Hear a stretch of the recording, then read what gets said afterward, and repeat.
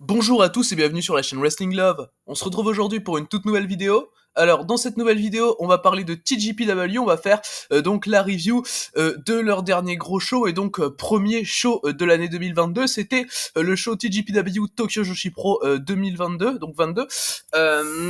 Du coup personnellement, c'était un show qui m'a hypé pas mal, avec notamment le main event entre Miyu Yamashita et Mizuki. On avait également le match pour le championnat International Princess entre Hikari Noa et Maki Ito, qui m'a hypé beaucoup.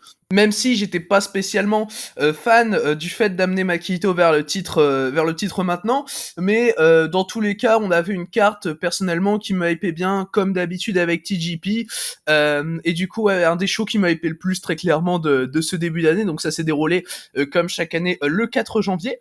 Du coup, on va donc pouvoir commencer la review du show avec tout d'abord l'opener qui était un match par équipe avec Mairo Kiryu et Mokami Yamoto qui étaient opposés à Arisu Endo et Suzume. Le match a duré un peu plus de 11 minutes, il a été remporté par Arisu Endo et Suzume avec un fait assez marquant, qui est la première victoire de manière directe d'Arisu Endo, qui a fait taper donc Mokami Yamoto. Mokami Yamoto, autre catcheuse avec assez peu d'expérience chez TJP, au bout donc de ces 11 minutes. Les openers en lui-même étaient très bons, les échanges entre Arisu Endo et Mokami Yamoto, personnellement j'ai bien aimé, j'ai vraiment bien aimé, et de toute façon les deux ont juste montré encore une fois leur potentiel qui est assez énorme au final, surtout Arisu Endo d'ailleurs qui je pense a un avenir assez radieux du côté de chez TJP.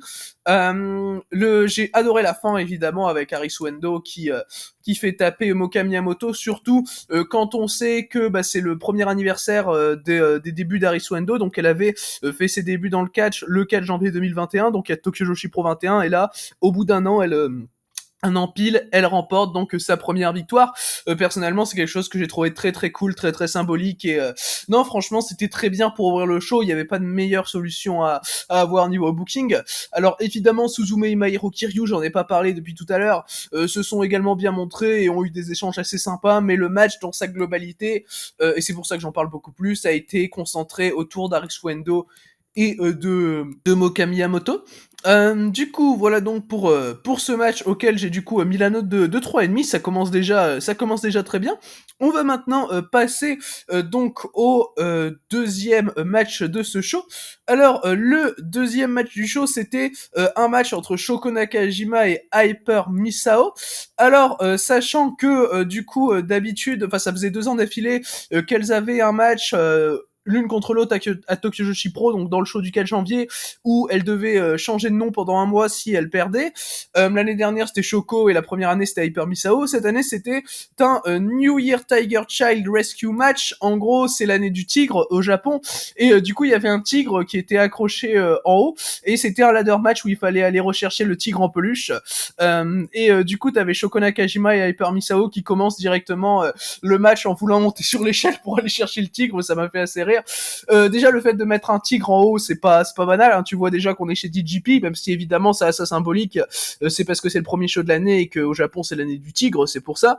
Et du coup, donc c'est un match qui a duré 12 minutes pour voir une victoire de Shoko Nakajima. Personnellement, le match, je l'ai trouvé très bon. Déjà, t'as plein de spots assez fun entre les deux. Et voilà, et revoir Shoko et Misao s'affronter, ça m'a donné vraiment tout ce que j'attendais d'elle. Comme j'ai dit, ouais, des bons spots qui étaient bien buildés en soi, et la stipulation était très bien utilisée, j'ai trouvé. Alors d'habitude, à titre personnel, j'aime pas du tout les ladder match. C'est vraiment des très mauvaises expériences de certains ladder match. Il y a qu'à prendre récemment par exemple le FTR contre Lucha Bros qu'on a eu chez Triple A, pardon. Et du coup, enfin voilà, par exemple, ou encore le Cameron Grimes et les Knights qu'on a vu à un takeover l'année dernière. Enfin ouais, j'ai pas des très bonnes expériences de ladder match, mais celui-là était très bon. C'est mon ladder match préféré, je pense, depuis le Money in the Bank masculin de l'année dernière qui avait eu lieu en juillet. Et du coup, ouais, non, t'as des spots avec les dinosaures, les jouets dinosaures, où t'as des body slams dessus, où c'est assez drôle. T'as également un arm drag, je crois, de Nakajima sur Misao, sur une échelle qui était dans le coin. J'ai trouvé ça assez cool personnellement, et en soi, c'était bien fait. Enfin, le contre était assez bien, ou c'était Misao qui le fait sur Nakajima, je sais plus trop. mais du coup t'as ce spot là qui était vraiment bien, j'ai trouvé. Et donc oui, dans l'ensemble, franchement, c'était une stipulation qui était assez bien utilisée. Tu as Nakajima qui fait une senton bomb du haut de l'échelle sur Misao pour derrière pouvoir aller tranquillement décrocher le tigre. Et du coup, Shoko Nakajima qui remporte le match, c'était à mes yeux le résultat le plus logique. Et du coup, ouais, voilà pour par rapport à ce match auquel j'ai mis la note donc de 3,5. On va maintenant pouvoir passer donc au troisième match du show. Alors le troisième match du show, c'était un match par équipe avec Miyu Watanabe et Rika Tatsumi qui affrontaient Nao Kakuta et Yuki Kamifuku. Alors du coup, le match a duré un peu plus de 10 minutes. Il a été remporté par Miyu Watanabe et Rika Tatsumi. Miyu Watanabe et Rika Tatsumi ont fait une super perf dans le match. Leur teamwork, je le trouve génial personnellement. Les combinaisons qu'elles ont à deux, tout ça, c'est vraiment super. Malheureusement, en plein milieu du match, t'as Nao Kakuta. J'ai cru qu'elle s'était blessée. Au final, elle est revenue un peu plus tard dans le match. Donc tout s'est bien passé, heureusement. Mais à un moment, t'as Tatsumi qui lui fait un drop kick dans la tête. Et la tête de Kakuta claque sur le poteau parce que le drop kick était sur le tablier. Et la tête de Kakuta claque sur le poteau. Du coup, j'ai eu vraiment peur pour Kakuta. Tu voyais, à la limite, qu'elle s'était évanouie, quoi, qu'elle était KO. Du coup, voilà, mais elle est revenue un peu plus tard dans le match. Bon, évidemment, Kamifuku est rapidement rentré. Mais vers la fin, on revoit Kakuta. T'as quelques bons spots tout au long du match, comme par exemple le Giant Swing de Miyu Watanabe, qui est fait sur Yuki Kamifuku. Et voilà, et voir Miyu Watanabe gagner le match, j'ai trouvé ça plutôt logique personnellement. Donc encore une décision de booking assez logique dans ce show. Et du coup, avec cette victoire de Watanabe, j'espérais peut-être la voir aller challenger la championne Princess of Princess après le main event. Bon, ça n'a pas été le cas, mais du coup, ça m'avait donné un petit peu d'espoir pour ça, sachant que Miyu Watanabe vers la title picture, personnellement, je trouve que ça pourrait être assez bien, sachant que ça fait un an qu'elle a pas eu de chance au titre. Mais du coup, la victoire de Watanabe et de Tatsumi assez logique. Malgré le spot du dropkick, Tatsumi fait quand même une très bonne performance, comme à son habitude. Kamifuku et Kakuta ont également été cool à côté. Du coup, voilà donc par rapport à ce match donc auquel j'ai encore une fois mis la note de 3,5. On va donc pouvoir maintenant passer au quatrième match du show. Alors le quatrième match du show, c'était un 6-woman tag team match avec Haruna Neko, Nodoka Onisan et Yuki Aino qui affrontaient Marika Kobashi, Pom Harajuku et Raku. Du coup, c'était le dernier match de Nodoka Tenma en tant que Nodoka Onisan, sachant que elle va prendre sa retraite en mars prochain et que du coup, c'est Nodoka Tenma et que c'était du coup la dernière fois qu'elle prenait ce personnage-là de sa carrière. Du coup, c'était un moment assez fun, ça a beaucoup chanté évidemment, il y avait beaucoup de comedy work, notamment au début du match avec Pom Harajuku, ce qui m'a un petit peu fait rire personnellement. Non ouais, la comédie au début de match entre Nodoka et Pom, c'était assez fun, j'ai trouvé. Après évidemment, tu vas voir d'autres spots assez habituels comme le Sleeping Express effectué par Raku avec Marika Kobashi, que j'ai trouvé assez fun évidemment. Je crois que le Sleeping Express est effectué sur Haruna Neko d'ailleurs. Les petits échanges qu'on a entre Neko et Raku, c'est toujours assez fun, je trouve. Bon, c'est pas incroyable, mais personnellement, moi j'aime bien. Et du coup, overall, le match, je l'ai peut-être trouvé un petit peu trop long à titre personnel. Je pense que pour ce qu'il était, 11 minutes, c'était peut-être un petit peu trop. Après, ça restait sympa. J'ai mis 3,25 personnellement. Bon, c'est le moins bon match du show, très clairement. Mais c'était un moment assez sympa, surtout pour donc le dernier match de Nodoka Onisan. D'ailleurs, après le match, ça s'est remis à chanter. Du coup, à faire un espèce de petit concert. Du coup, c'était assez fun, j'ai trouvé, voilà. Et c'était bien placé dans la carte au final, parce que du coup, c'était entre les 3 matchs de vrais matchs d'undercard et les 3 plus gros matchs, les 3 singles matchs du show. Du coup, ouais, à titre personnel, j'ai trouvé ça assez bien placé dans la carte, donc 3,25 pour ma part, et victoire assez logique, donc d'Haruna Neko, Nodoka Onisan et de Yuki Aino. Du coup, on va maintenant pouvoir donc passer aux 3 gros singles matchs qu'on avait dans ce show TGP Tokyo Joshi Pro 22. Du coup, à commencer par Yuka Sakazaki contre Yuki Arai, c'était le match, donc évidemment qui n'était pas pour un titre. Yuka Sakazaki contre Yuki Arai, le match a duré un peu moins de 13 minutes, il a été logiquement remporté par Yuka Sakazaki, contre une Yuki Arai qui se voit en ce moment donner des matchs solo contre des catcheuses importantes de la Fed. Elle avait eu un match solo contre Rika Tatsumi, puis un match solo maintenant, en décembre contre Miyu Yamashita, et maintenant contre Yuka Sakazaki. Yuki Arai, ça se voit clairement que c'est un gros projet pour TGP, et elle fait que des super perfs, donc personnellement ça me surprend pas des masses. Du coup, le match à titre personnel, je lui ai donné la note de 3,75, c'était vraiment un super match. pour lequel Yuki Arai a montré vraiment un super fighting spirit où elle a pas mal résisté à Yuka Sakazaki. Et d'ailleurs, je suis toujours vraiment impressionné par le fait que Yuki Arai ce soit encore une rookie et vu son niveau de performance. Sakazaki s'est montrée évidemment comme la plus forte. Elle a eu pas mal de domination sur Yuki Arai qui a bien encaissé, qui a eu quelques nearfalls assez cool. Mais évidemment, ouais, Sakazaki remporte le match. Mais du coup, Arai, ouais, avec ce genre de match, avec ce genre de défaite, évidemment, elle continue de grandir, elle continue de prendre de l'expérience dans l'histoire. Et personnellement, je trouve ça très très bien, sachant que je pense que d'ici 1 ou 2 ans, Yuki Arai aura un gros push chez TJP. C'est ce qui me paraît assez logique au vu déjà de son talent rien qu'en étant rookie, parce qu'on rappelle que Yuki Arai a débuté en mai dernier, c'était à Yes Wonderland. Et du coup, globalement, c'était un match que j'ai vraiment bien adoré personnellement. Yuka, franchement, niveau performance, pareil, elle est excellente, Yuka Sakazaki, et elle a vraiment fait montrer de belles choses à Yuki Arai, elle a fait bien briller, c'était le but du match de toute façon, sachant que Sakazaki, ouais, a beaucoup dominé, et a quand même réussi à faire briller Yuki Arai, je pense que, ouais, le but du match a été bien accompli, et pour ma part, voilà, c'est un 3,75 préféré du show, mais c'était déjà clairement très très très bon comme match. Du coup, on va maintenant pouvoir donc passer au pré-main event du show. Pré-main event du show qui opposait Hikaru Noa à Maki Ito. C'était Hikaru Noa qui défendait son championnat International Princess dans ce match. Et ce match a duré un peu plus de 16 minutes. Il a été remporté par Maki Ito, qui est donc devenue la nouvelle championne International Princess.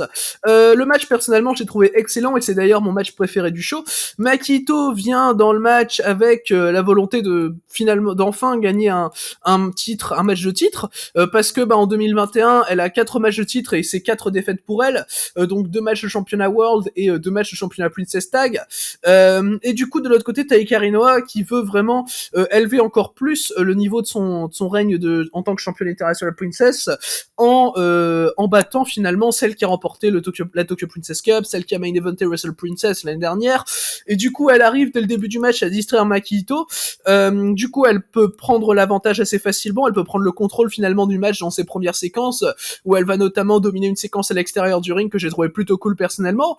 Du coup, Hikaru Noa, ouais, vraiment, elle prend les choses en main, elle a une vraie stratégie, elle sait comment battre Makito qui est finalement assez émotionnel dans ce qu'elle fait, et finalement qui fait quelques erreurs, mais qui arrive à revenir en faisant un body slam à l'extérieur du ring sur des chaises sur Makito, spot que j'ai trouvé plutôt cool personnellement, sachant que Hikaru Noa se prend un spot de chaise alors que c'est elle qui est censée vouloir devenir un peu catcheuse assez hardcore. Du coup, personnellement, j'ai trouvé ça assez cool pour que Makito reprenne un peu la confiance dans le match. Tous les retours de Makito, personnellement, je les considère comme bien amenés, assez bien écrits. Du coup, ouais, et les séquences de domination entre les deux vont toujours être assez partagées, ce qui va donner quand même, et je trouve que Makito d'ailleurs, Hikaru Noa, pardon, va ressortir très forte de ce match malgré sa défaite et va ressortir quand même très forte de son règne. Du coup, personnellement, ça me fait un petit peu oublier la victoire donc de Makito que je trouve pas forcément utile personnellement. Enfin, personnellement, voir Makito avec le titre International Princess, j'ai un peu comme un goût inachevé dans le sens où pour moi, elle est plus haute dans la carte que ce titre-là. Après, je peux comprendre que tu pouvais pas non plus faire perdre Makito encore une fois dans un match de titre maintenant, mais du coup Makito qui commence bien 2022 et franchement ouais, excellent match donc là contre Hikaru Noa. Makito remporte le match par soumission, donc en battant Hikaru Noa avec sa Cloverleaf, du coup qu'elle avait déjà tenté un peu plus tôt dans le match, mais le fait qu'Hikaru Noa ait réussi à aller attraper les cordes même en étant sous l'emprise de la Cloverleaf, personnellement j'ai trouvé ça très très cool. Donc encore pour élever Hikaru Noa, sachant que normalement quand tu prends la Cloverleaf de Makito, tu vas pas spécialement attraper les cordes, tu tapes juste comme Hikaru Noa l'a fait la deuxième fois, comme Mizuki Oshoko Nakajima l'avait fait lors de la Tokyo Princess Cup en août dernier. Du coup, j'ai trouvé quand même qu'Hikaru Noa a été tout de même assez bien élevé par rapport à ce match. Du coup, logiquement, remporté par Makito. Logiquement, mais c'est pas ce que j'aurais fait personnellement, mais logiquement quand même. Du coup, j'ai mis 4 étoiles donc à ce match qui est pour le moment le meilleur match féminin de ce début d'année. Du coup, voilà donc par rapport à ce match de titre International Princess. On va maintenant pouvoir passer donc au main event de ce show Tokyo Joshi Pro 22. Main event qui opposait donc la championne Princess of Princess Miyu Yamashita qui défendait son titre contre Mizuki, donc qui est la moitié des championnes Princess Tag avec Yuka Sakazaki au sein donc des Magical Sugar Rabbits. Du coup, ce Miyu Yamashita contre Mizuki, il a duré un peu plus de 19 minutes, il a été remporté assez logiquement par Miyu Yamashita. À mes yeux, il n'y avait pas vraiment d'autres résultats possibles à ce match. Et sachant que Mizuki avait déjà battu Miyu Yamashita 2 fois assez récemment, donc une fois lors de la Tokyo Princess Cup, de laquelle elle a éliminé du tournoi, et la deuxième fois c'était pour défendre les titres tag, donc c'était contre Ito et Yamashita, et Mizuki avait fait le tomber sur Yamashita pour ensuite donc la challenger pour son titre. Du coup, personnellement, ce match c'est mon deuxième match préféré du show, c'est un très bon main event, même si, pour être honnête, il m'a un petit peu déçu, et c'est d'ailleurs probablement le match de titre Princess of Princess le plus faible depuis assez longtemps. Je pense que c'est le match de titre Prince of Princess d'ailleurs le plus faible depuis Yuka Sakazaki contre Yuki Aino, que j'avais pas trop aimé, c'était en 2020, c'était à l'époque où je commençais les TGP, mais du coup Miyu Yamashita contre Mizuki c'est quand même bien au-dessus du Sakazaki Aino, mais je dirais que depuis il y a pas eu de main event moins bon que celui-là. Par contre, on a eu quand même une très bonne histoire dans laquelle Miyu Yamashita devait vraiment se surpasser pour dépasser celle qui l'a battue 2 fois récemment. Donc avec du coup une superbe domination de la part de Miyu Yamashita qui va dominer environ 80-90% du match, hein, évidemment. Et j'ai trouvé ça excellent en termes de booking personnellement, que Yamashita arrive au moment du match de titre et se dise bon c'est bon, je dois la détruire, et c'est ce qu'elle fait finalement. Les kicks de Yamashita sont hyper impactants pendant tout le match d'ailleurs. Mizuki a un très bon selling, arrive à transmettre des émotions. L'acting de Mizuki personnellement j'ai trouvé très logique. Bon évidemment par contre le problème du match c'est que bon il a ses bas évidemment, il a des très hauts le match mais il a aussi des très bas qui m'ont un petit peu dérangé, comme par exemple il y a quelques moments qui sont pas très nécessaires, hein, comme par exemple quand Mizuki nocelle un gros coup de genou de la part de Miyu Yamashita pour faire sa souplex, un peu son finish, mais sans porter le tomber derrière. Du coup elle nocelle le gros coup de genou de Miyu Yamashita pour faire ça. Personnellement j'ai trouvé ça un petit peu inutile, pour derrière même pas essayer de faire le pin. Bon voilà ta nocelle, c'est que tu peux faire un pin derrière, enfin je sais pas, mais du coup ça m'a vraiment dérangé. Mais de toute façon ça reste un très bon match, et comme j'ai dit c'est le deuxième meilleur match du show. Simplement je l'attendais beaucoup mieux de ce Miyu Yamashita Mizuki.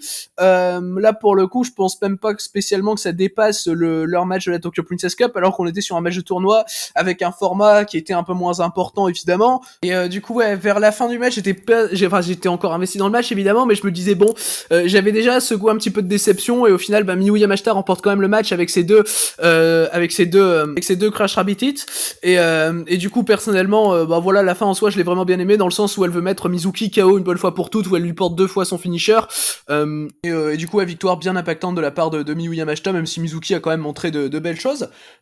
Du coup alors après le match on a Miyu Yamashita qui va faire une promo et qui va demander à Shoko Nakajima de la challenger pour Grand Princess, donc le Ryogoku Kokukikan de décembre prochain.